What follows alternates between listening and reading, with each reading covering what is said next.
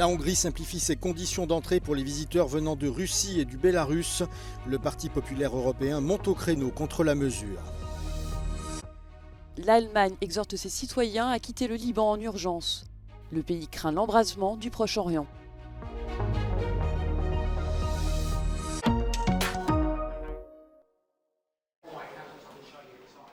La Hongrie simplifie ses conditions d'entrée pour les visiteurs de 8 pays, dont la Russie et le Bélarus. En pratique, grâce à cette mesure mise en place discrètement par Budapest depuis le 1er juillet, les ressortissants de ces nations n'ont plus besoin de se soumettre à des contrôles de sécurité pour entrer dans le pays. Première conséquence, cette nouvelle politique qui simplifie les restrictions en matière de visa leur permettra de se rendre librement dans d'autres pays de l'UE.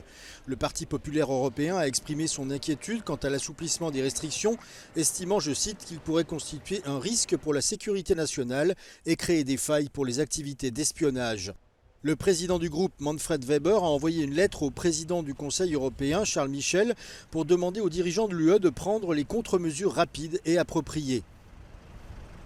For our position throughout our policies, Russia is a security threat to the EU, and hence all instruments at union level, at member state level, need to ensure the safety of the union and also to take into account the security of the Schengen. Au début du mois, Viktor Orban a rencontré le président russe Vladimir Poutine.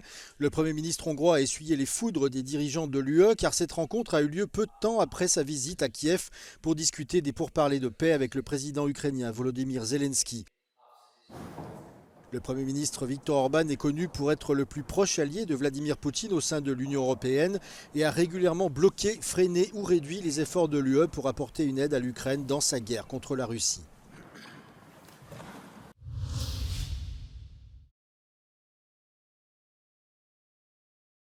Le soutien économique de la Chine à l'effort de guerre russe contre l'Ukraine est une source de grande friction, a déclaré Giorgia Meloni lors de sa visite officielle en Chine. Pékin pourrait devenir un acteur clé pour aider à mettre fin à la guerre russo-ukrainienne en cours, a affirmé la première ministre italienne. La Chine, alliée de Moscou, est accusée par l'OTAN de jouer un rôle déterminant dans le conflit ukrainien. Pékin, qui n'a jamais condamné l'invasion de l'Ukraine en 2022, se dit neutre dans ce conflit. Il ne livre pas d'armes à Moscou, mais lui fournit du matériel essentiel pour son effort de guerre. Aussi, Giorgia Meloni a affirmé lors de ce déplacement que la Chine est un interlocuteur important pour régler les problèmes mondiaux.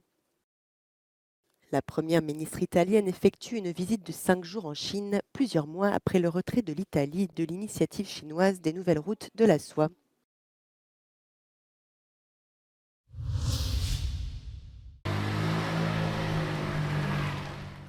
L'Allemagne invite ses citoyens à quitter le Liban d'urgence.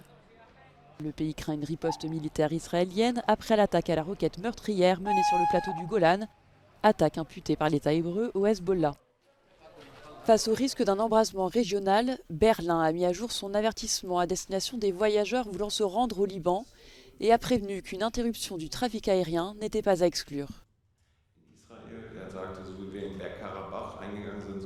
Es gilt gerade in dieser angespannten Situation aber auch weiterhin eine Eskalation und einen regionalen Flächenbrand zu vermeiden. Das machen wir auch immer wieder mit unseren Partnern deutlich. Alle Akteure sind aufgerufen, ihren Einfluss auf ihre Verbündeten in der Region zu nutzen. Das gilt insbesondere für Iran. L'avertissement de l'Allemagne intervient alors que Benjamin Netanyahou a promis une réponse sévère à l'attaque qui a tué 12 enfants et adolescents samedi dernier. L'armée israélienne poursuit ses frappes sur des villages du sud du Liban. Dans la ville de Sakra, 2 personnes ont été tuées et 3 autres blessées. Depuis le 7 octobre, le risque d'une escalade des tensions entre les troupes israéliennes et le groupe paramilitaire libanais Hezbollah, soutenu par l'Iran, ne cesse de s'accroître.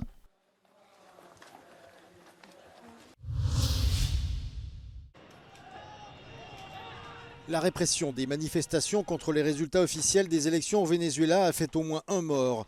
La police a fait usage de gaz lacrymogène à Caracas pour disperser la foule qui jetait des pierres et avait formé des barricades. Ailleurs dans le pays, des manifestations spontanées ont aussi éclaté. Nicolás Maduro maintient qu'il a obtenu 51% des voix et considère que les résultats des élections sont une question close. Mais le candidat de l'opposition, Edmundo González, a déclaré lors d'une conférence de presse qu'il disposait d'éléments prouvant qu'il était le vainqueur de l'élection. Des milliers de personnes ont manifesté dans toute la Serbie pour protester contre la relance d'un projet d'extraction de lithium que le gouvernement serbe a récemment signé avec l'Union européenne. Ces manifestations font suite à des rassemblements similaires qui se sont tenus ces dernières semaines. L'accord signé au début du mois entre la Serbie et l'Union européenne vise à réduire la dépendance en matières premières de l'Europe à l'égard de la Chine. Le projet a toutefois été vivement critiqué par les groupes d'opposition du pays. Ceux-ci affirment que l'extraction de lithium pourrait causer un danger environnemental irréversible et n'apporter que des avantages minimes aux citoyens serbes. Le président serbe Aleksandar Vučić a déclaré que les opérations ne commenceraient pas avant 2028 et que le gouvernement demanderait des garanties environnementales fermes avant d'autoriser les fouilles. Certains responsables gouvernementaux ont laissé entendre qu'un référendum sur la question pourrait également avoir lieu.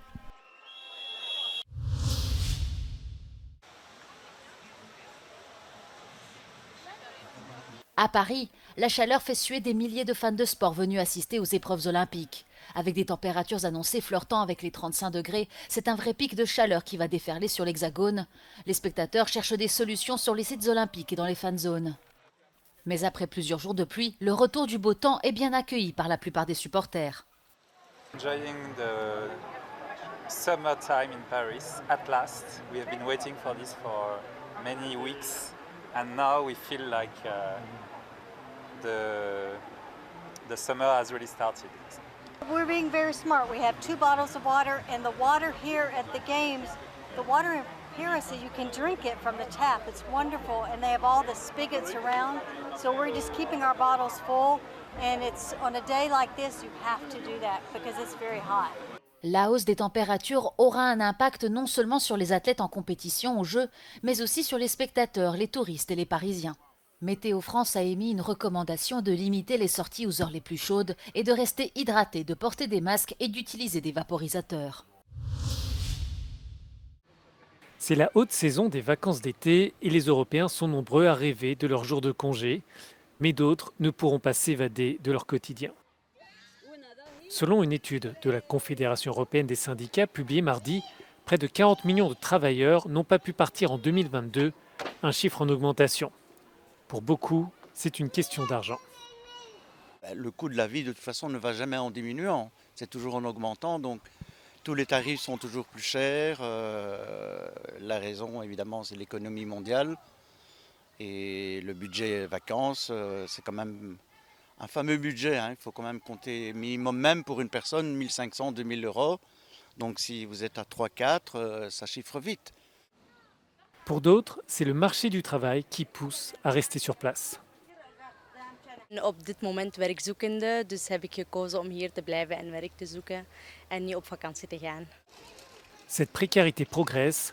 En 2022, 2 millions de personnes en plus par rapport à l'année précédente n'ont pas pu s'accorder des congés hors de chez eux. And what's shocking is it used to be the case that working in Europe meant you could afford a holiday. 5 days, we're talking a week away, either in your own country or in another country. La Confédération européenne souligne que les vacances sont un élément important pour lutter contre la discrimination à l'égard des enfants, mais c'est aussi une pause essentielle pour les travailleurs. It's also unsafe for workers, so workers need to have time to recuperate. That is seriously important for addressing burnout and making sure that you come back to work restored and refreshed. 35% des citoyens roumains, 24% des Chypriotes et des Grecs n'ont pas les moyens de se payer une semaine loin de chez eux. Voici Casement Park, un stade situé à Belfast, en Irlande du Nord. Il devrait accueillir 5 matchs de l'Euro de football en 2028, mais il lui faut pour cela compléter le plus rapidement possible son financement. Si tout se passe comme prévu, il ressemblera à ceci avec une capacité de 34 000 supporters. Seul ombre au tableau, le retard pris par le gouvernement britannique dans l'allocation des fonds nécessaires au développement du site pourrait entraîner le retrait de Belfast de la liste des sites d'accueil du Royaume-Uni et de l'Irlande. Les représentants locaux estiment qu'il est temps pour le gouvernement britannique d'agir d'urgence. I think they are very aware of the urgency. We've had conversations with the British government, with the Irish government, and everyone involved, and they're aware that this is a missed opportunity that we can't simply let pass us by. Le coût initial de l'aménagement du terrain était de 76 millions de livres. Il a bondi aujourd'hui à 300 millions de livres. Jusqu'à présent, un certain nombre d'organismes ont fait des dons pour le développement du terrain. Au total, 120 millions de livres ont été alloués côté nord-irlandais. Il reste donc à trouver 180 millions de livres que le gouvernement britannique s'est engagé à verser, mais qu'il n'a pas encore approuvé. Selon les milieux d'affaires d'Irlande du Nord, un financement exceptionnel est essentiel pour stimuler les dépenses dans l'économie locale. Écoutez Glyn Roberts, directeur général de l'Association du commerce de détail indépendant d'Irlande du Nord. I was out in Frankfurt for the England versus Denmark game. I got a chance to talk to many of the traders in Frankfurt, and it was huge for them. And I think it would be an amazing thing to get for Belfast, for this island. Dans une déclaration à Euronews, le Bureau pour l'Irlande du Nord a affirmé que le stade sera bien construit et prêt pour le championnat d'Europe dans 4 ans. Cependant, la déclaration ne précise pas quand, ce qui signifie que personne ne sait quand les travaux de construction commenceront réellement. In the meantime, everybody is waiting on the British government to commit £180 million or so to kickstart this project. If the British government fail to come up with the money in the coming months, Belfast will be removed from the list of cities earmarked to host the European Soccer Championships in 2028. If that should happen, it will be a lost opportunity to showcase what Belfast has on offer. It will also be a major embarrassment for all involved. In the meantime, the clock is ticking. This is Ken Murray for Euronews in Belfast, Northern Ireland.